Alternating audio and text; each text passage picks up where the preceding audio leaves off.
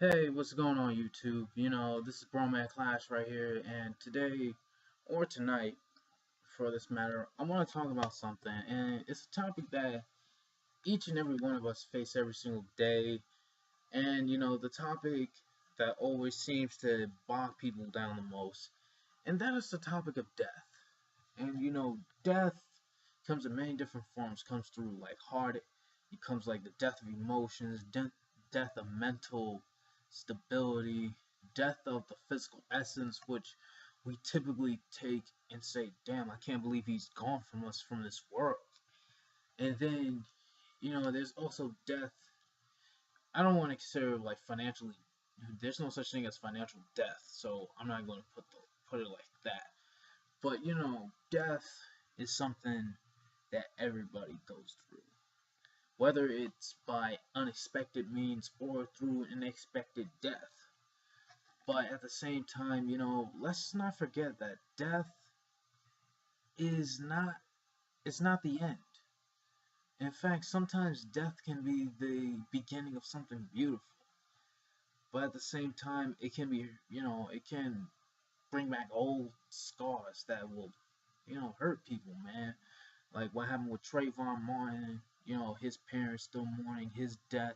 Michael Brown, what happened with him and his people that love him, and Eric Garner, what happened with him. But instead of talking about, don't get me wrong, I'm not going to disregard those three because they were very significant, in terms of like what I'm going to talk about with death. But let's talk about Chik Chikoy Usak Utsuka.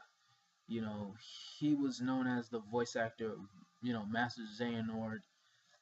He was also known as the voice actor of, Captain Hook, in Kingdom Hearts. And Leonard Nimoy, you know, he's well known as Spock. And he also voiced as Master Xehanort. But, they touched the world in an entertainment perspective because they did very great things and they touched many generations.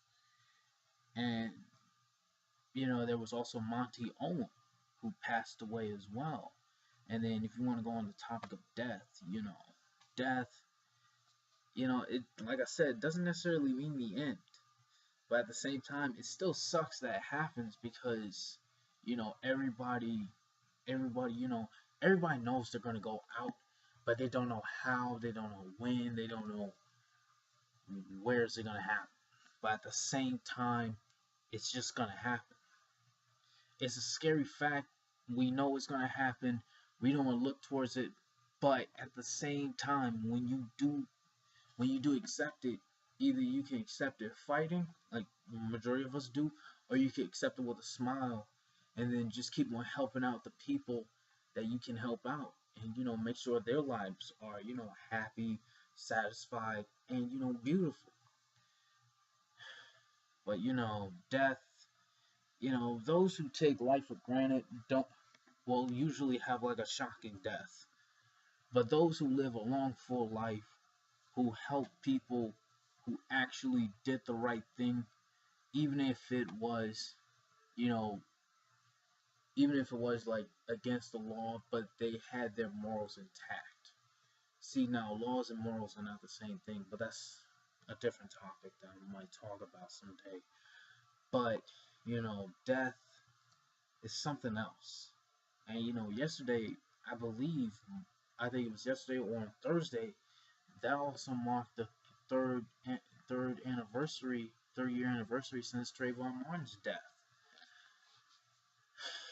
I know, death is something else. Talking about death and talking about losing a loved one, even if the loved one was infamously known or famously known, you know, had like a bad rep, but still had good enough heart not to hurt anybody or rob anybody, or maybe they did rob somebody, who knows? But you catch my drift. Like they did something to make you smile. They did something to make your life happy in a positive way. That's beautiful. hey, look, nobody's guiltless, nobody's shameless, nobody's perfect. That's the thing. But don't let that be an excuse to fuck up. That's the only thing I want to say. Especially in life.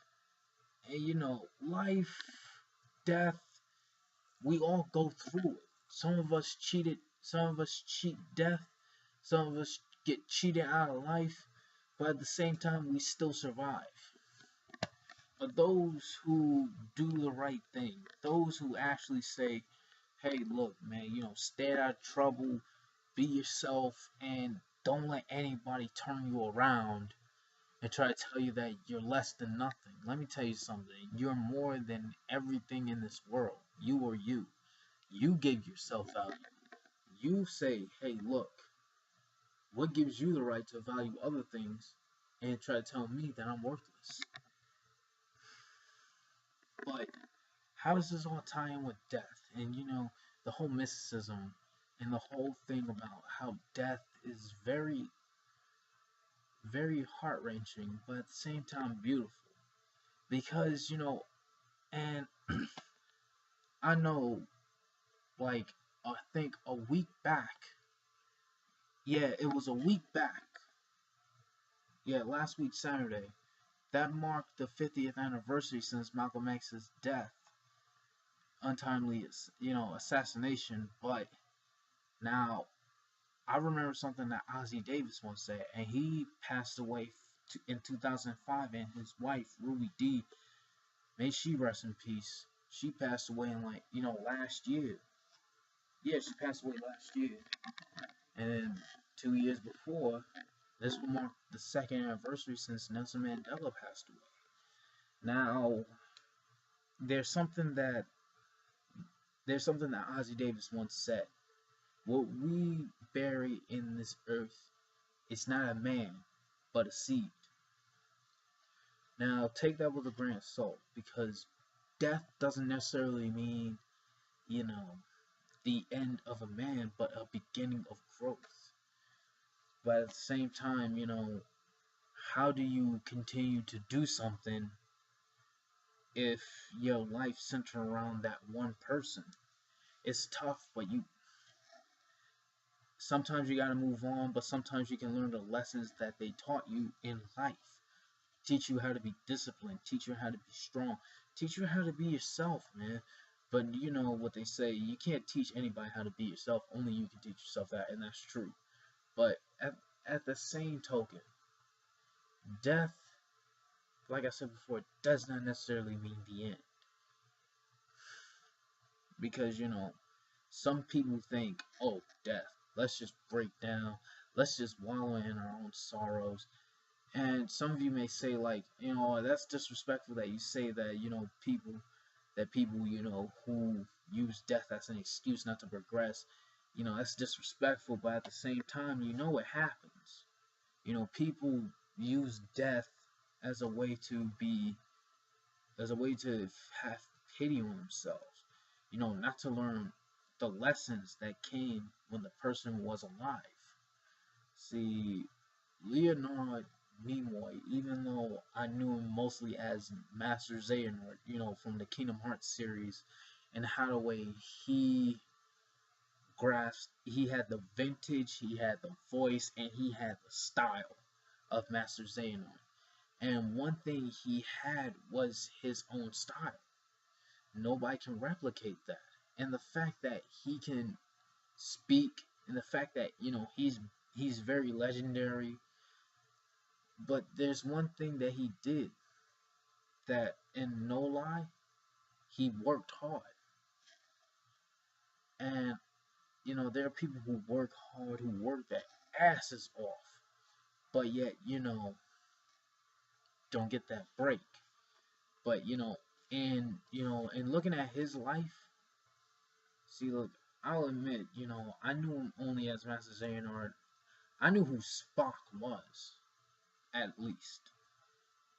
I mean, I'm gonna be honest with you, man, but, looking at, Leonard, no, yeah, Leonard Nimoy, looking at his face, looking at the achievement, looking at him smiling, looking at the fact that he touched a lot of people. He did great things. He did something that made his life and his passing beautiful. He made people happy. That's what you should look at. And I know that's some of you may say that's a bit insensitive, but think about it like this. You know, I know for a fact, like, death affects all of us, including me. You know, in all honesty, when you look at death, you think about the good times that you have with a person. Sometimes, you had nothing but bad times with them. But at the same time, when you say he made a lot of people happy, and you say that with a smile, then you realize that that person did his job. He, while he was on Earth, he did make people happy. And in death, if you can say that and smile, and if you can say that and say, look, what he did was right. And I say, yo, that's beautiful. That's not, you can't feel sad. You can't feel like, oh shit, I'm not going to see this person again. But let me tell you something. Just like what Ossie Davis once said, he said, what will be buried is not a man, but a seed.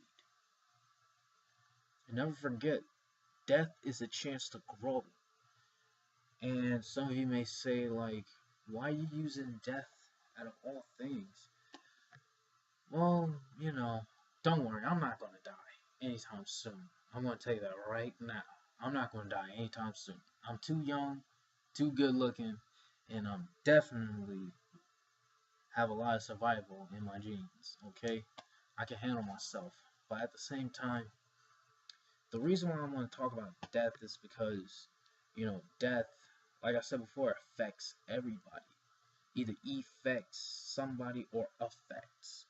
See, you understand. It has effects, but it affects people. Death is nothing to laugh about. See, now, death is something that you can't see. Look, I can understand you can party and say this is dedicated to your life, but seriously, nah, man, because see, let me put it like this. If somebody died because of a crime, well, no, I can't really say that myself. But at the same time, you have to learn the lessons, both bad and good, that the person did. Nobody's squeaky clean. Nobody's perfect. Nobody's one-sided on everything. Everybody has like a gray area. And even then, nobody's perfectly gray. There's some people who are a lighter shade of gray, who lean towards more good, and there are people who are a darker shade of gray who lean towards more evil. And even then, people who say they are a lighter shade of gray, they don't really understand the darkness. See, the darkness, like I said before, is another side of life that people need to understand. And on that side, there's death, there's despair, there's fear, emptiness, a lot of things that encompass many things. And in light, there's love, living, light, all that other stuff, cliche stuff that, darkness is evil and light is good. And, darkness is the embodiment of death and light is the embodiment of light. But, you catch the drift. Like, everything has a dualistic nature. And life is no different. But why is death more important than life? Because we take life for granted. But at the same time, we don't understand that in death, we will never have another chance with that person ever again. But at the same time, in life, they'll teach you the lessons, but in death, you will embrace them. Now, how does this tie in, all these themes, all this stuff? How does death always tie in, with people? Because remember, even if you try to claim that you are emotionless, even if you try to claim that, emotions are worthless. Even if you claim that all this other stupid crap doesn't matter, you have to remember one single thing. Everybody, regardless if they are the most inhumane piece of shit you've ever met, or they are like an angel in the eyes of the world, you have to remember everybody is just, they're just, remember, they're just people. They will never get it until they never have it, or never will succeed it again. And sometimes people look at death like, damn, I'm just like a student that always wanted to surpass his teacher, but then his teacher dies before his labors come into fruition in front of the teacher. That shows that death will push people further, or it will just push them away. But then again, what am I rambling on about? Because everybody's experience with death is different. Nobody's one and the same, but we all mourn. We all speak the one language of kindness. We all speak the language of humanity, but some of us twist it and manipulate it. But then death and living are two of the very crucial matters that give every living thing in being a purpose. Death is beautiful. Well, to me at least, because it teaches you many positive things, the legacy that it leaves behind, whether they left behind children or not, or influenced many people. If they died with a smile on their face and they knew they made people happy, proud, and they did something great with their lives and they left behind a legacy, and especially people who said, that was a beautiful human being. They did something beautiful because they saved lives, they made people smile, they taught lessons, they were not afraid to speak. See, now, people think of death as a negative, but when I look at death, it's a positive because it is an experience that will teach you to say, hey,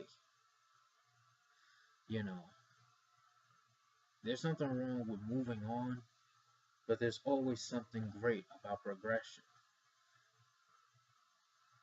Don't go on about death in a more an emotionless state, but think of death as a way to move on and say, I understand your lessons, and you taught me great. I love you, and I hope you have a great life because you taught me something I will never forget. You taught me how to be a man. Just like what Ozzie Davis said about Malcolm X. Even after Malcolm X's assassination, he said Malcolm X taught us how to be men. He taught us how to be men again. After we put all the years we put manhood aside, we become, among other things, nigger. I know that's somewhat irrelevant, but if you tie the themes together, you understand in death, there's nothing wrong with death. But in death, you actually do get a sense of what respect is because you realize their lessons. But if you understood their purpose, even before their deaths, then you will understand what true living means. Because death is not the end of life, but a transition and an embracing of becoming life itself. Even if it means becoming one with the earth, one with the sky, one with the ocean, or become one with fire. You become, what they call the fifth essence, quintessence. Ether. Something that goes with life. You become life itself. Death isn't the end. So don't think that death is the end. Alright? And with that, YouTube, I say this is Broman Clash signing out one at one. Hope you have a a great evening or day depending on which part of the world you're in. And like I always say, love you all. Hope you have a great one. Later.